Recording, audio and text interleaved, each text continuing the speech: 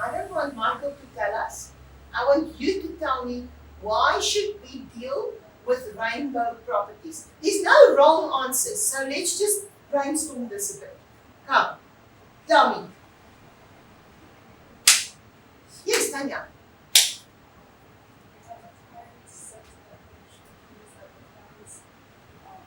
We got a client-focused approach. What does that mean for me as the seller? Client-centered approach is that as a seller, you are able to first so I like it. But the client is your seller. What do we do as agents? We run around with buyers. You know, that's what we do. We run around with buyers and then they go and buy us. I love it. Write it down. Client-focused centered. In brackets, seller.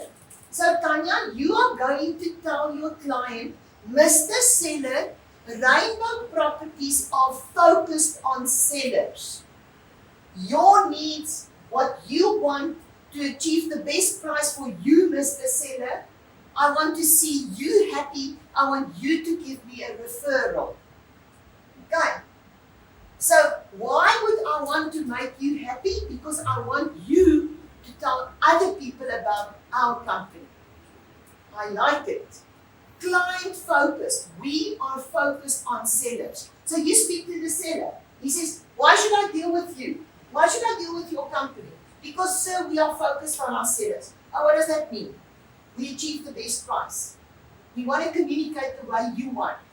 We will be first there for you when you want me to phone you.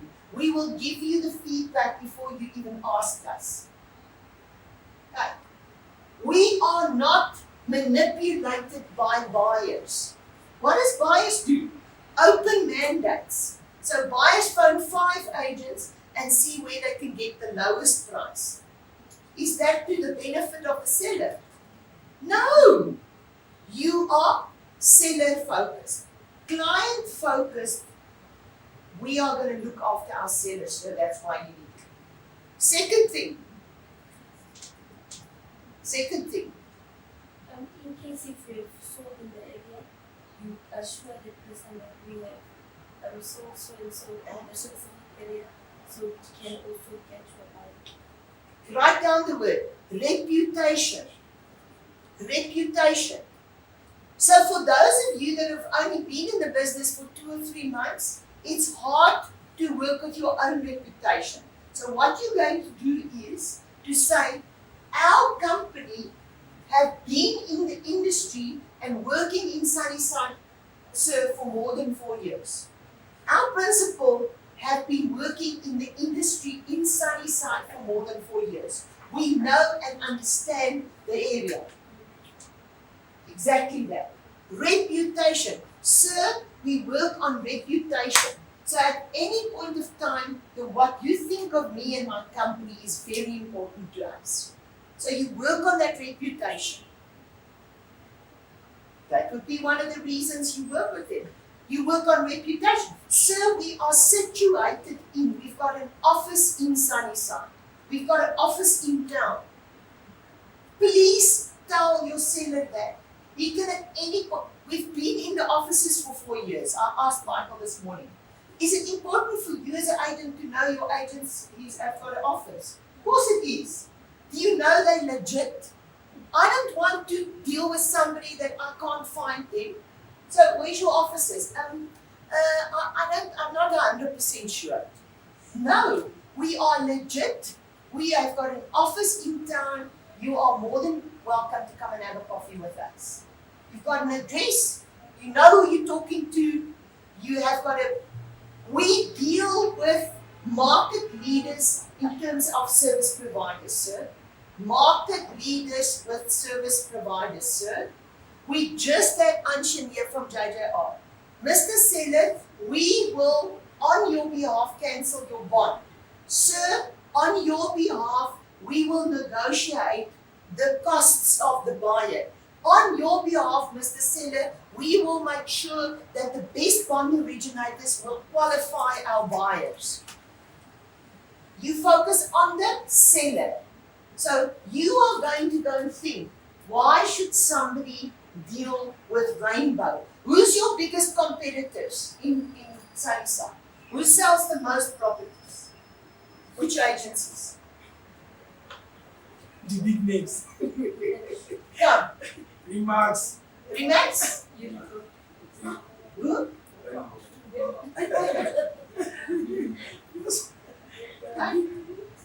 Okay, so say Remax. Who else, Michael? And Keller Williams as well. Keller Williams. Keller Williams. Okay. Have Remax got an office in town? So now we focus on what gives us the competitive edge. Okay? They are in Pretoria East. They don't know what Sunnyside looks like. They've got no idea. They maybe got one agent selling here. We've got a team of people selling in Sunnyside. So collectively, this is the team that I want to deal with. Okay? So, yes. Okay, I just wanted to suggest something to Michael. I just wanted to ask because of, as you mentioned, the agencies, how about we have a billboard with a new name for the investors? On our office, on the building. Yeah, anyway, in town, in Sunset, wherever we focus on, Torino, something like that, a billboard when you enter Torino, when you enter town, at least there should be something that's saying Rainbow Properties or Green Pastures where we are. If it's any apartment in house, whatsoever we're here. That's a very good idea. Why would you think we need a billboard? Let's ask that question. Okay. It's a form of advertising. People should know where we are, and then people should know that we are alive. To be able to assist them with it apartments when they come in. I mean, we are in Victoria, where most of the students or people that are coming to work inside, they're going to be place to stay, they're going to be property where they can be able to stay. So let's quickly, you can obviously discuss that with Michael, but let me quickly clarify something for you. When we talk about marketing, and maybe some of you have got good marketing background, I've got marketing experience with regards to various stuff. When we talk about billboards, we talk about branding, okay? So what is quite interesting, and I've mentioned it, and I want you to be able to say that to sellers. This research that I've just done with my agents of 10 different agencies, 52% of the sellers said we deal on reputation. We deal on reputation. We deal on reputation, knowledgeable and well-equipped agents, the seller. That's what the seller wants. Yes, a billboard might speak of being in the area, but as soon as I phone the person on the board and he doesn't work for Remax anymore, then what do? I'll phone the next person.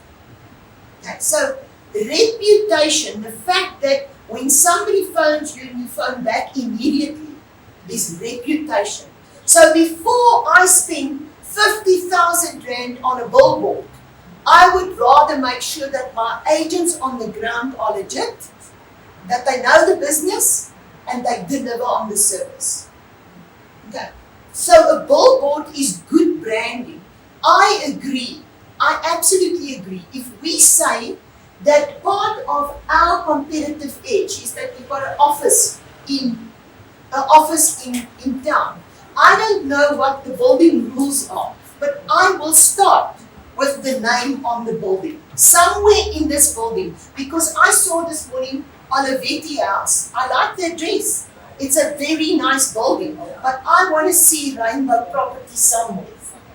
Okay, so I think that is a positive investment in making people. If I say my office is in town, and this is our address, we would want it on the building somewhere. Okay, so people can drive past and see, oh, Rainbow Properties. I remember now I spoke to one of the girls from Rainbow. There's Rainbow Properties. Or they go to the website and say, oh, well, Rainbow Properties, where are they? Who are they? You might have not known who Freda are. So today, when I leave, you're going to Google my website. You're going to go to my website and see, who is this Freda? What are other people saying about Freda?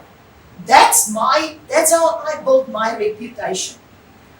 Because I can come and stand here and say how fantastic I am, but I would rather want other people to say they've learned something from me. And that's something that you should think of. Every time that somebody says, well done Rainbow Properties, you record that, you ask the person, may I please use your testimonial? We'll get there just now. You have to make sure you get a testimonial from every single successful sale. Every successful sale, we need a testimonial. Okay, so reputation. So if we start our presentation, we want to know why should people deal with Rainbow. And preferably, if we talk in that, if we say why do we need to deal with Rainbow, we must also say, take a testimonial. Testimonial where somebody says, I have just sold my third property through Michael. It was the best experience ever in real estate. That should be part of your cover letter. That should be on your website. Okay. You work with the reputation of your company. The photos we take here today, the investment in the people, that should be part of the presentation. We are seller focused, sir, and a very happy team. You can go and have a look at our photo. We're a very happy team and a supported team. Okay. Talk positively about your business. Why do I want to deal with a team of people, a service provider? Because I can see that they are a happy bunch of people. They're going to look after me. They look after each other. They'll also look after me. Okay. So your presentation, why should somebody deal with your company? We now did a few notes. You are going to go and write that up. Then, what are you going to deliver on? The next page. What are you going to deliver on in your presentation? How are you going to communicate with sellers? I can promise you today, out of my own experience and being in the industry for more than 20 years, the worst thing is an agent that contacts you, makes contact, wants to sell your property, we commit to signing a mandate and you never hear from them again. That is the easiest way to produce good service, is to communicate. How are you going to communicate with the client? And we are seller focused. So now, remember we spoke about the flat. The flat that we can only get 290,000 Rand for, and we've now listed it for 310,000 Rand. What are you going to do with the seller every week? You are going to send him a very professional email every Friday and record a voice note. Mr. Seller, I just want to say I've just given you an update on the sale of your property. The email went out about 3 minutes ago. Will you please check my feedback? What would be in the feedback? I've taken 4 people to your flat this week. What do you do with the 4 people when they walk through the flat? And you walk out the front door and they don't want to sign it. You're obviously going to ask, would you like to make an offer? So as you would ask for the mandate, you will ask if they want to make an offer. And they say, no, thank you, we don't. What do you then do? You ask, why? So now 4 people in a row say it's too expensive. What do you say to the seller on a Friday? Mr. Seller, you don't have to name the buyers. You were there on Monday at 2 o'clock. because the appointments were legit. I can also make it up. Monday I was there at 2 o'clock with a couple. Tuesday morning at 9 o'clock, a single person. Thursday afternoon, parents that wants to buy property for the student. And Friday morning at 9 o'clock, a single mom. All four of them said to me, your property are too expensive. When they say to you it's too expensive, you ask them, what are you willing to pay for this property? Write it down. What are you willing to pay for this property? Because guess what? The next week, Tuesday, you're going to take an offer at 288,000 rand. How are you going to motivate to the seller that he must accept your offer? We already told him last week 4 times that the price is around about 280. All 4 couples said to you, they'll pay 280.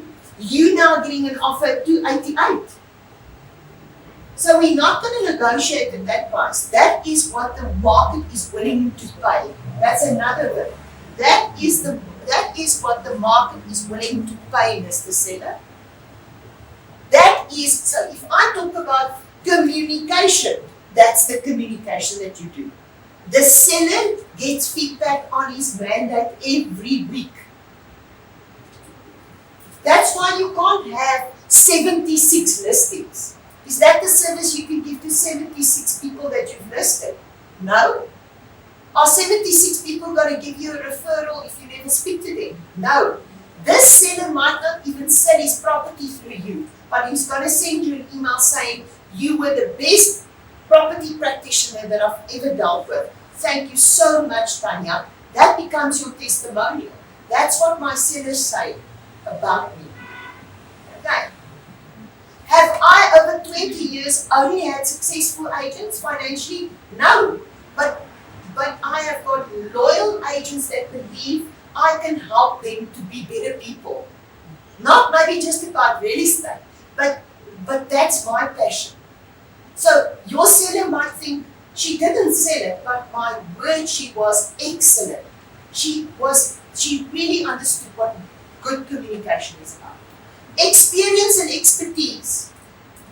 I think you said, yes, I've sold property. So now you talk about our experience. What have we sold in the area? The price. We talk about the price. Now we are going in our presentation.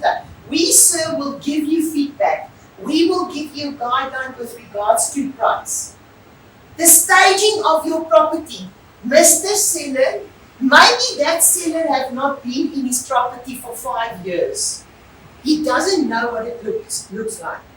Mr. Seller, I am willing to do the following for you. Before we go out and take photos, ask the professional photographer. The worst thing to do is to go and try and do photos of a property where you're thinking, can we just clean out this place first? Okay.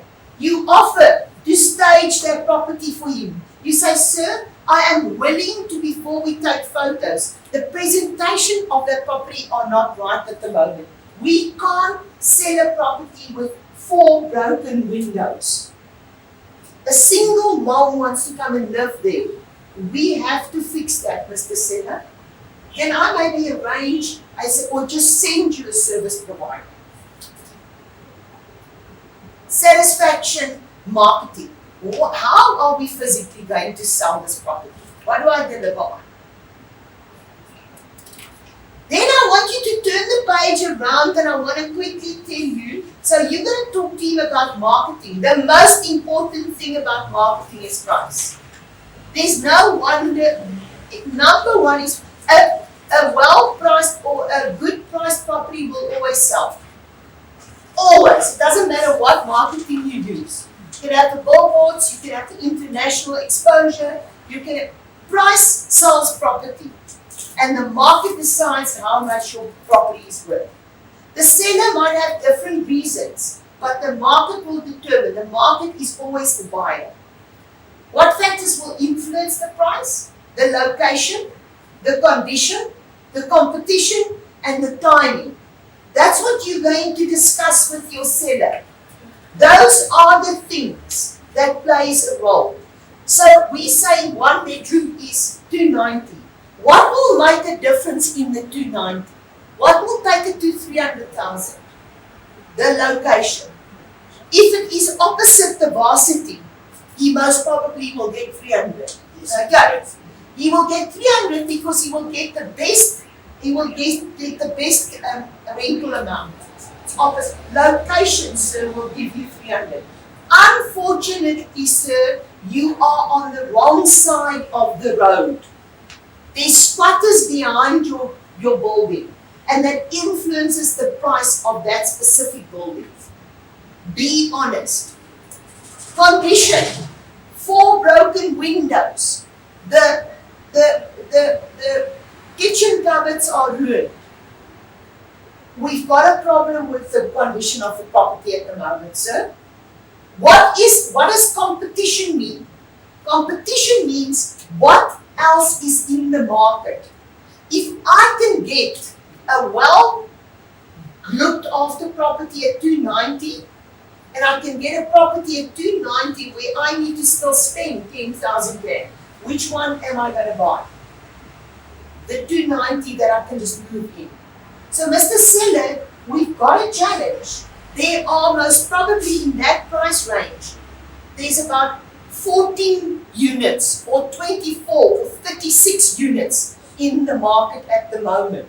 The competition is tough. The competition is tough for that specific property. And then the timing. Timing will mean in terms of what time of the year. We now got students moving into town again. People are not home-based anymore. They want to be close to work. There's a specific timing for a property as well, depending on where you're selling, depending on what price range you sell. Timing might also be how many properties are in the market. So let's just quickly talk about it. So, how many 1-bedroom flats are in the market at the moment in Sunnyside?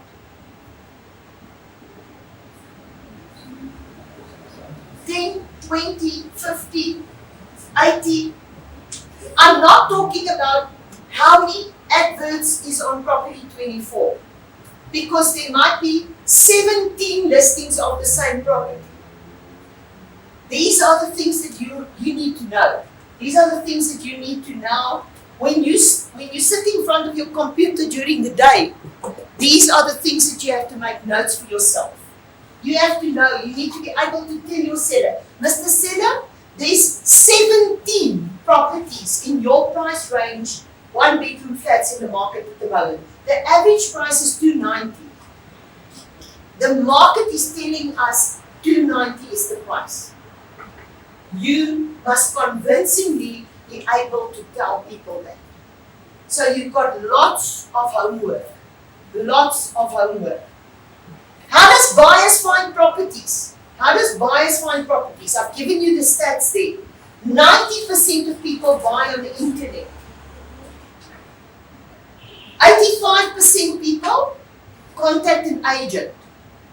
55% buys through a for sale board. Are you allowed to put up for sale boards? Yes. Or not? Are we? Okay. So coming back to billboards, there is the cheapest way of putting up billboards is make sure that you've got for sale boards out. And when we talk about a for sale board, I don't know what a rainbow for sale board looks like. I don't have it. Have you got? Okay. Yes. So what you can negotiate with your principal, I'm sure he will invest in you after your first sale. He might put your photo on your for sale board. So now there's a similarity to presenting yourself.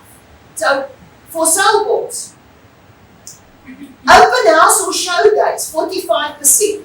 The cheapest way of presenting yourself is an open house or a show day. So people might not be buying properties on show days, but that's the best branding that you can do. On a Sunday, you sit at a show day. On a Friday afternoon when people come home, you put your flat on a show day. You sit in the reception area of the building. You speak to every single person that comes through the front door. You give them a brochure of your property, of yourself. You make sure that they know that rainbow is around. Okay. Go and think on how you're going to brand yourself in your area. 10 to 20% work through printed media. So these are stats that you can work with when we speak to our seller. I don't want to bog you down with that. Marketing plan for your property. How are we going to serve? How are we going to sell your property? I don't know if you know, but F&B has got a product for our agents where they can sign up directly with F&B and they'll do market valuations for you. So that's something that you can think of, Michael, but we can talk about it and I can send you all the details. So optimize your house internet presence. So what does your website look like? If people want to go and read about Rainbow, you're always going to send them a link to your website because they want to see who you are. I haven't looked at your website. I'm also going to look at it after today, like you're going to look at mine. Campaigns for your property, sir. What do we do? We do open houses. We do campaigns. We market your property in different campaigns on a monthly basis. Saturday afternoons. We are visible at the university, sir, when they introduce the new students. We are there, our flags are out there, we're sponsoring something at the varsity. Would it just be balloons? We get involved in the local community. What are the needs? We're going to hand out something at the schools when the schools open. Create an open house schedule. Tell them where you're going to be when. We provide weekly updates. We've spoken about that. That is part of the marketing plan. What are we saying here? We said in the beginning it needs to be a personalized plan. I don't want Remax. So I deal with Remax, I like them. I'm not saying they're not a good agency, don't get me wrong. But I don't want, as the seller, a pre-printed marketing plan from Remax. Because Remax is going to say they're going to do a virtual tour for me. And then I phone and I say, you haven't done my virtual tour. And then they say, we don't do virtual tours on flats in Sunnyside. That's why I'm saying it should be personalized. You're going to tell me what you're going to do for my flat in Sunnyside. This is what you're going to do for my flat. Provide weekly updates. The next page, you are going to do a proper price indication. A competitive market analysis. I've given you a guideline on how do we do this. Your separate handout was your CMA. Have you heard about a CMA? What a CMA stands for? CMA stands for a comparative market analysis. Remember, we are not allowed as estate agents to say you do a valuation because we are not valuers. You may never say to somebody, I'm going to do a valuation for you, sir.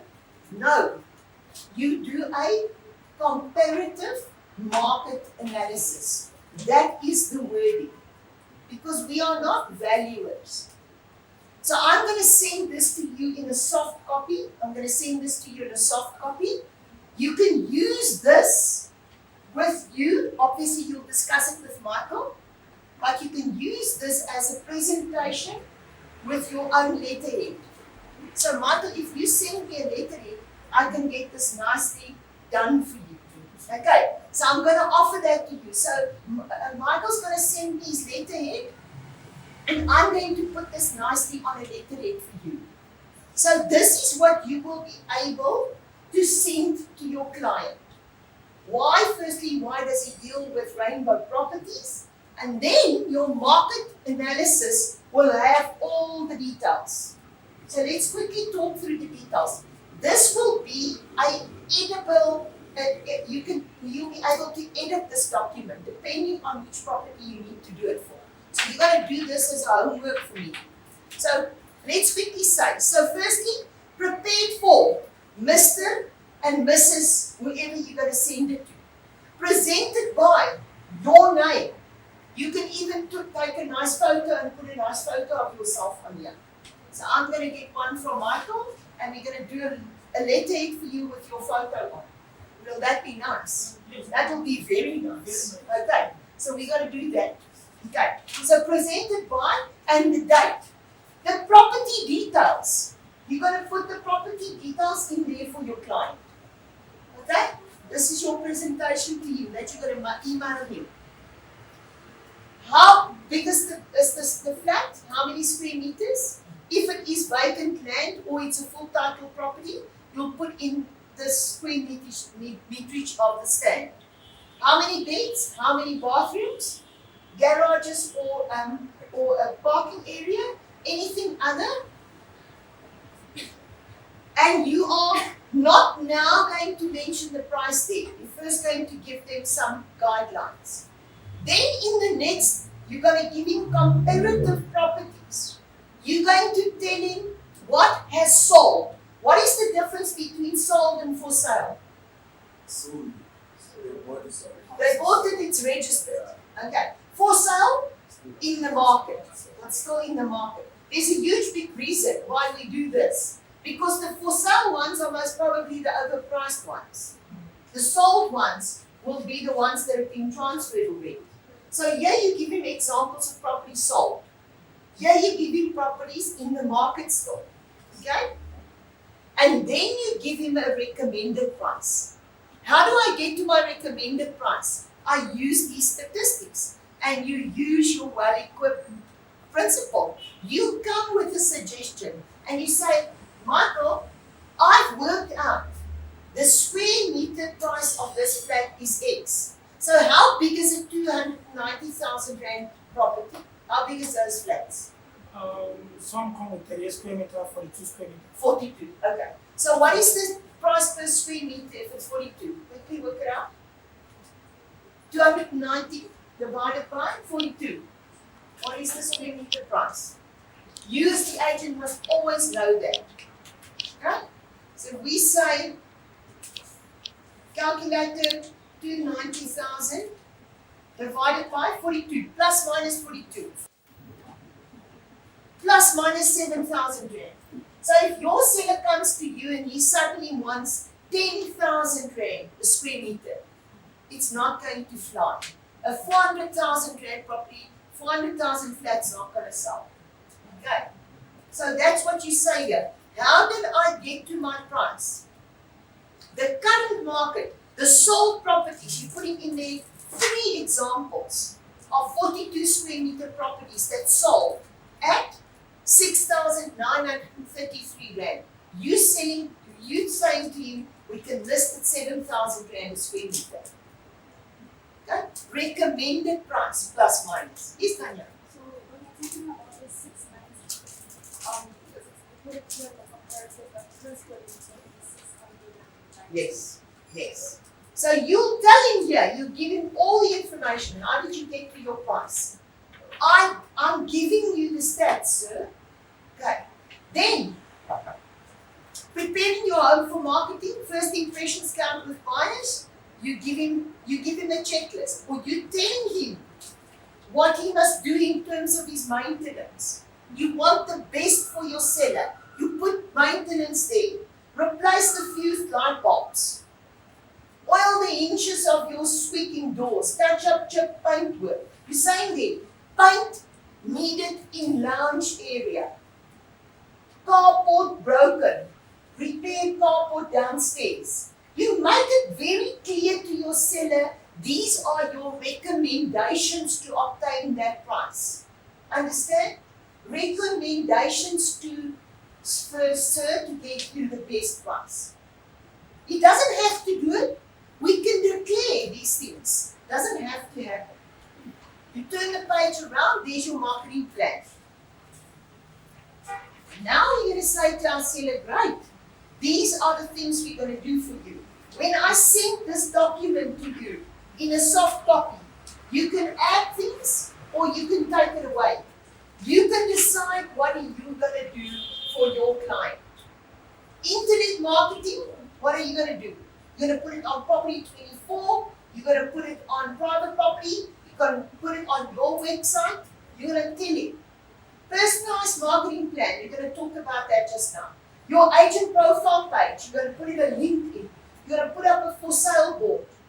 You're going to do property brochures if you are going to print some brochures, or you can take it out. You are going to do local advertising in a local magazine if you are doing that. Property exhibitions, what do you mean by that? We're going to present ourselves at the open day of the university. We've got a referral system. We work with a network of agents. You work with a network of agents in Sunnyside. After 4 years in Sunnyside, Michael knows exactly who to work with. So if you sign up a mandate, you will list your mandate and you will contact the people that you want to work with. That's one of the reasons if a seller says to you, I really like your company, but I would like to list with more than one agent, what do you say? Why do you want to do that, sir? Why would you want to do that? You get all the exposure that you want with me. And secondly, sir, I am your only person of contact. I will work the network of agents for you. You're not going to get 77 calls with agents telling you they've got a buyer. We do show house marketing. We have got an existing buyers database. We've got professional statistics. Your whole presentation is professional. And then you're telling him why should he sign the sole mandate. What are the benefits of a sole mandate? Guaranteed service. Guess what? On your sole mandate listing form, and I'm going to give Michael a template, an example of a good sole mandate listing form. On your sole mandate, you make it very clear to your seller, if you do not deliver on the service that you're telling him that you're going to give him, he can cancel. For no other reason, but he can cancel if you do not deliver on the service. I would love to deal with somebody that tells me that. Right. Then, guarantee control over the market price. Yes, Tanya. When you say that they can cancel, that they can cancel it, let's say so it's so many for the same program, and the person who's not satisfied with the quality of service. You can cancel it in month 3. Yes. But you are going to deliver the service and sell the property. But you can give him the benefit of the doubt. You can say to him, sir, you can test me. I'm going to do everything that I promised you to do. So then now what is your delivery? Let's say like some other agent comes to a seller, they have a buyer, and then now they use that as an excuse to go out with a contract. You also tell him, if you sign my sole mandate and you cancel my agreement, but I was the cause of sale, I will sue you for my commission. Sir, we must understand each other. Okay? Very tactfully you will tell him that, but he must understand if you've delivered on the service, he's not going to sell through somebody else. You are willing to work with that agent. You are willing to work with the agent, but you're going to use your offer to purchase, and you're going to use your attorneys, and you're going to use your process. You promised him that. You promised him, I will manage the process for you, Mr. Seller. Now he phones you and says, Agent C has got a buyer. You say, fantastic, sir. Give me the number. I will communicate with the agent. That's what I promised you in the beginning. I said to you, I will manage the process on your behalf. So what we're saying to each other in this process is you have to take control.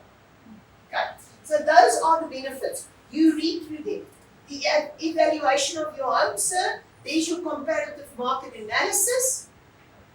Then turn the page around. What about a pledge to your seller? Tanya, that's what we're talking about. If you turn the page around, you'll see I've given you examples. This is just a template. You can do with it whatever you want to. You can take stuff out. You can rewrite it. This is your template. This is your little booklet on how you're going to put this presentation together. Now we're saying, pledge to my seller. Why should I sign this with you? Because that's what I'm going to give you. I'm going to coordinate all the appointments. I'm going to keep the keys. I will give you advice on your price. I will give you feedback. I will explain the whole past sale process for you. I will manage that process. And then, what is my immediate marketing plan? What is going to happen tomorrow? I'm going to put a for sale sign up. I am going to put it on the website. I'm going to send you a link with your beautiful photos. I am going to put a show day board. I'm putting show day boards out on Saturday. I'm having an open hour on Monday. You tell him what you're going to do after he has signed your papers. Are you with me? Yes. Okay. And then you sign it and you send it off to him. Do you like this? This is your template. You're going to go and personalize this for Rainbow. Michael's going to send me your logo. I'm going to make this as a template for you with your logo. Maybe provide some space for a photo for you, and you use this as your template in a Word doc. This is what the most successful agents use to present. So that's what I want for my agents. Okay. Yes, Tanya? It says I can apply for to put the address In the terms of appointment, I hereby apply for to be your agent. Yes, the property address to be your agent on a selling mandate for a period of 90 days with a full marketing plan provided. Hey, this is a presentation. You can take out whatever you want to, you can put in whatever you want to, you can put a cover page. This is what I have now discussed with you in your steps. Okay, so this becomes this. You needed a little bit of background and a little bit of guidance to get to this. Can this help you? Can this help you? Does this make sense for you? So the guideline for you. So just because we are so green in the industry, this is what you need to invest in. This is the type of understanding that we need when it comes to selling property professionally. That is what I would want to see with my agents. You'll see the last 2 pages, we're going to touch on the registration process and what happens afterwards. That will be the next training session. I'm going to discuss a schedule with Michael for the rest of our sessions. But we want to get to where I can present. That was your need. How do I present? What do I present? How do I talk about price? Where do I get this? How do I know it's 290? How do I know? What does a 2-bedroom flat sell for? Not one. What does a 2-bedroom flat sell for? In Salisa.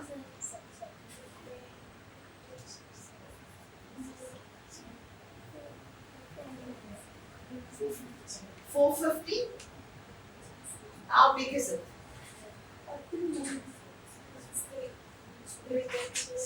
How big is a 2-bedroom flat? How many square meters? How much? 70 to 70? Okay, around about 70. So it's 30 square meters bigger than a 1-bedroom.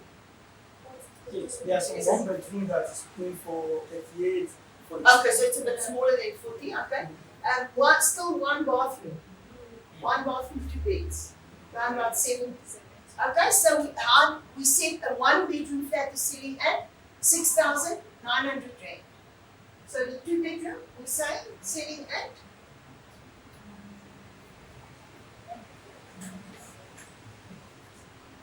okay. So what is 70 square meters at 6,900 rand? I'm just guessing. Michael will tell us how much, but we're going to ask him just now and we've worked it out. Well, that amount it depends on where about.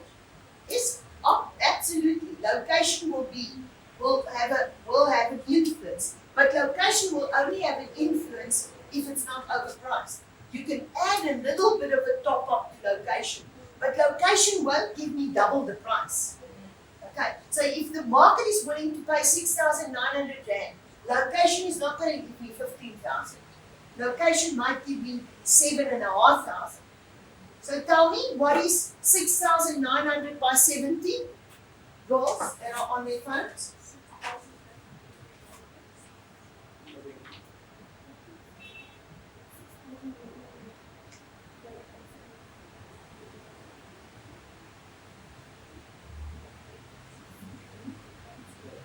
Yeah.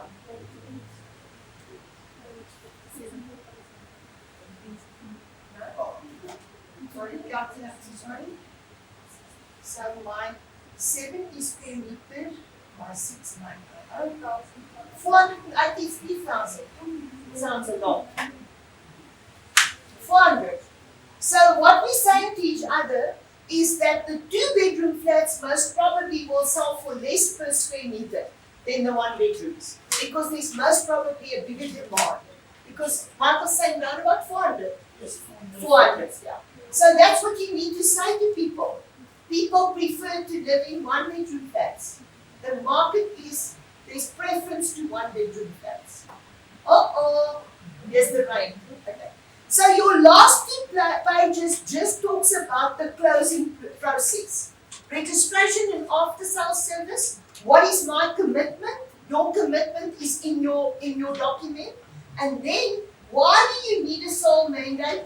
And why does successful, committed people sell through sole mandates? The last page, I just want to quickly wrap it up. I believe we're going to have nice coffee or something together. That would be very nice. One focus managing marketing campaign. That's what I'm going to do. Forefront property marketing, a commitment to you. Remember, we said it's all about the seller. A platform of competition between the buyers. I will manage the buyers, Mr. Seller, on your behalf. No risk of double commission. That was important. The question that Tanya asked. Mr. Seller, you are only going to work through me. So somebody else introduces the flat, the buyer to the flat. That buyer goes and buys through another agent. The seller doesn't know about it. That first agency, if we know it's the exact same buyer that went with the other agent before he went to the second agency and bought through that agency, the agency number 1 can sue the seller for commission. That's what you call the effective course of a sale. So this is the scenario. Buyer number 8, these are things that you must discuss with him. So the person buying the property went with me on the Saturday morning. He phoned me from my advert. I took him to the flat. He liked the flat. He phoned his wife. She came as well. They liked it. They said they just want to quickly go and think about it. The next morning, Michael gets a call because I maybe didn't dare answer my phone. But I took them to the flat the previous morning. Michael takes the call. They say, we would want to see this flat. We couldn't get a hold of the other agent. Would you please take us to the flat? They go and see the flat through Michael. Want to sign the OTP. The OTP states to the seller knows that property is being introduced by Michael, which is not true. The buyer is not honest with the agent or with the seller. My agency has got a commission claim. I can sue the seller for commission. That's one of the reasons why you sign a mandate with an agency. Do you understand that? That's very important. It's an important contract law concept. The effective course of a sale. So tell that to a seller. No risk for double commission. Security. If you are the one that manages people going in and out there, that's a very important security issue for your seller. Legal compliant. My agency is a registered agency with a qualified principal, Mr. Seller. Very important. Why? Because, Mr. Seller, if something goes wrong, you will be able to claim from the Fidelity Fund of the Estate Agency Affairs Board or the Property Practitioners Regulatory Authority. If something goes wrong, if he deals with a legit agency, he can claim from them. If he deals with somebody that has got no FFC or is a legit company, I've actually got no excuse for him, then he must please do something along the line. Visible in the area, garden route based, sunny side based, that's what you're going to tell people. Feedback is non-negotiable and it starts with passion. It starts with passion. That's where we started the discussion today. It starts with passion for what we want to do. What does passion mean? Passion means something that I care for more than anything else. And that's kind of the message that I want to give you today. I want you to know that I really care for property practitioners. I want to see you successful in the industry. But it takes a lot of hard work, and it takes a lot of commitment, and it takes a lot of learning, and it takes a lot of really sticking to doing the right things. I am going to just work with you. I'm going to send out an email after today. You have my email address. My commitment is to send you this presentation with your nice logo on, that you can work with it, that you can present yourself. I want you to know that we are there for you to get you successful in the industry. We'll talk about compliance training with Anshin. I would love to see you in the logbook and the NK4 training. We can talk about that over via the system where you are recorded as the owner of the property. That is not personal information. That's public information. Okay? So number one, the owner of the property, who the owner of the property is public information. I can go on to any Lightstone report and I can go and find out who is the registered owner of a property. I can go to Minatoria and I can go and ask them. The municipal value roll is a public document. So yes, Mr. Seller, your personal information are protected, but this is public information. This is in the public domain. Write down the word. This is in the public domain. The fact that you are Mr. Seller, the owner of number 1235 Schubert Street in Sunnyside. Okay, where did you get my information? From the public domain where we know that you are the owner. Mr. Seller, am I correct by saying you are married in community of property, so Mrs. is also? That's also, he's the co-owner of the property is your wife. Is that correct? That's how it's registered in the deeds office. Okay. Why is it public domain? Because we register properties in a deeds office. And there's a title deed. That's where this information comes from. If it's registered, it's in the public domain. I can at any point of time, the deeds office information pulls through to all the municipalities when a property registers. The deeds office information pulls through to Nightstone, and that's where I get the information.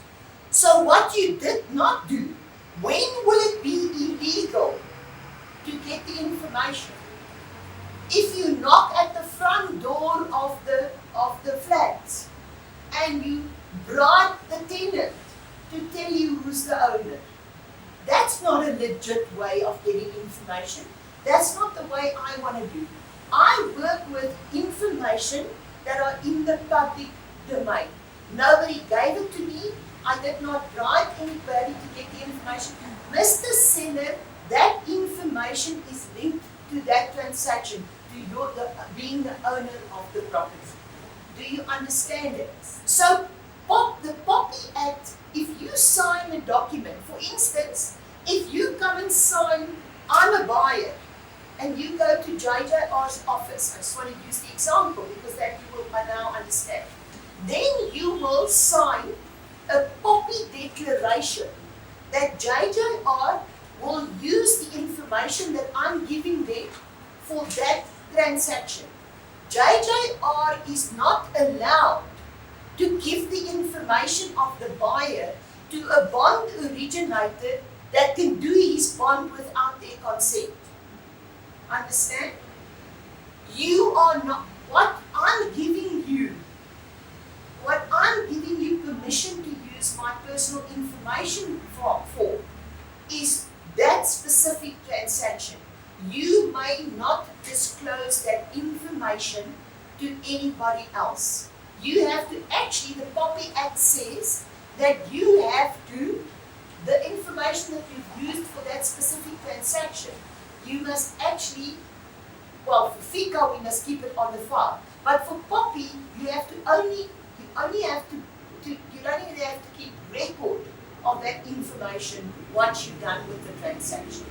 So, Mr. Seller, I got your information from the public domain where your property, when it was registered in your name in the deeds registry of South Africa. That's how we register our properties. The information. Why do you think you can't get the details on Lightstone of a company or a trust? Because we don't put the information of the trustees or the directors of a company in a title deed. But I know my property is registered on my name, Freda Kooij, with my ID number. That is in my title deed. But my company, if I had a property in my trust's name, J. Kooij Trust, you won't know I'm the trustee because the trustee details does not come into the title deed. So the easiest, most effective way, that is the bottom line. That's the truth to it. So what I will do, Michael, if you're happy with that, I'll send you in an email a few drafted answers just to compile this for you, and you can always have it next to you. But the important thing is to, Mr. Seller, your information is available on the public domain when your property gets registered in your name, and we get it off our Lightstone reports that we use in the industry. But I'll put that in a nice wording for you that you can use. Okay, happy with that? Okay. Can I use something for that? Yes. Okay, I wanted to ask again, okay, in a situation, why do you not begin to argue unknowingly because it's not conversant with the information about the property act, and begin to say, I'm going to take it to court, begin to threaten and all sort of things? What can an agent do in such a situation? So I presume you are referring to when we do cold calling. So we phone and we say, Mr. Seller or Mr. X, I see you've got a property in Sunnyside. Would you like at any point of time want to sell the property? Okay. When do people get upset? You must probably the 15th agent phoning you. Okay. If you phone me again, this is where it's very important. And we have to keep record of. And I mean, I doubt that if a phone call you could ever really argue that somebody could take you to court. What you cannot do, and estate agents used to do that lots of times, and some of them still do it. What you're not allowed to do is you are allowed to send out bulk SMSs or WhatsApps or bulk emails, but you have to make sure that the recipient of that specific communication must be able to opt out that they don't want it again.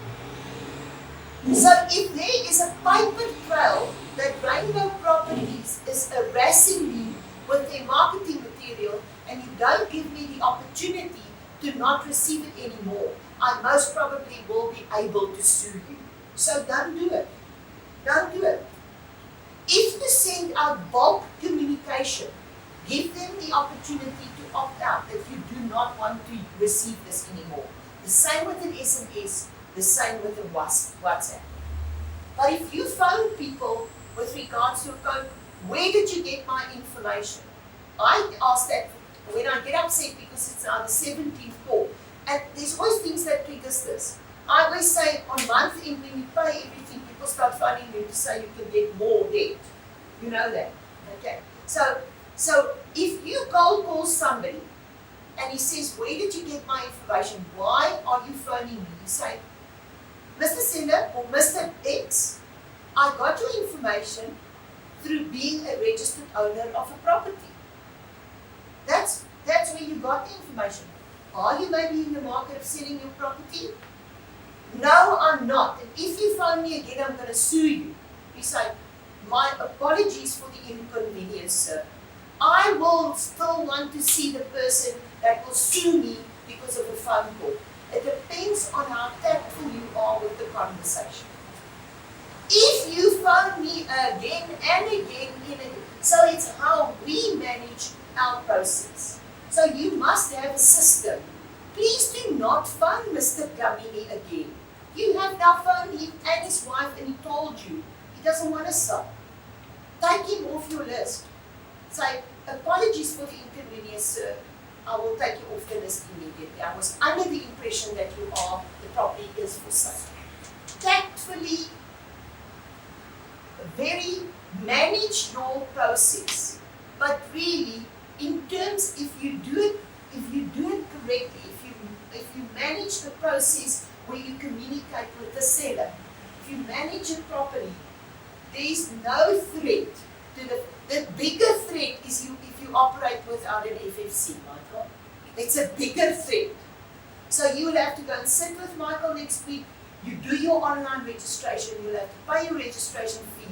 That is a bigger threat than people saying, if you phone me again, I'm like, remember the Property Practitioners Act, where we fall in. Mary says to me, she's been in the industry for 3 years without an FFC. That is not the right thing to do. Poppy has got one thing, but the legislation that governs our industry is that you must operate with an FFC. Why do you think there's 460 agents in Sunnyside? Most probably 350 of them are not registered. We must please get rid of them. So you must be able to start the conversation with your seller. Mr. Seller, I am a legit agent and I will produce my FFC when I see you at the appointment. Please start there. Let's get rid of the people that should not be here. You are investing your time, you are investing your money, and there's lots of effort going into this business. Legit means get an FFC, you've got a registered company. There's no reason why you should not be legit. Okay? It's a commitment. What Michael is not going to do, if he does not have a commitment from you that he will put in the effort, then don't bother to waste his money and time to register you. Okay, that's my message to you. But I see committed agents here. JJR cannot pay you commission if you haven't got an FFC. Are you happy with the Poppy Act answer? Public domain, sir, because you are a registered owner of this property. We're not going to use his information for anything else. We haven't got information of him. We don't know where he now lives. We've only got the information that's in the public domain. We don't know how many kids he's got. Is he still married or not? We don't have personal information of you, sir. FFCs, that is important for our company, for our future, for you to be in the industry. Okay? That's when you carry your FFC with you under your arm and you show people how you do it. Mr. Seller, that's why you should deal with me. I'm a registered agent. I understand the commitment. Do you want to go to a doctor? Would you take your child to a doctor that you might have a little bit of a doubt if he's a qualified nurse? There we've got a nurse. Would you want to do that? I don't want to do that. Okay. So the Property Practitioner Act states all our FFCs must be against the law. If an inspector comes here, they want to know where you're in your compliance training, where's your FFCs? And that should apply to every single agency. So that's the process that I would happily walk with, enabling Michael and you guys to be legit in the industry. You've got nothing that holds you back. Absolutely nothing. You want to be here, you've got an office, you've got a committed structure, that's what we must do. Okay? So you must go and think if this is where you want to be. and you want to sell property, and you want to be successful, then that's the discussion you can have with Michael. Anything else? Are you ready to speak to sellers? Are you ready for the industry? Are you ready to work hard? I think you are. Michael, thank you very, very, very much. I am also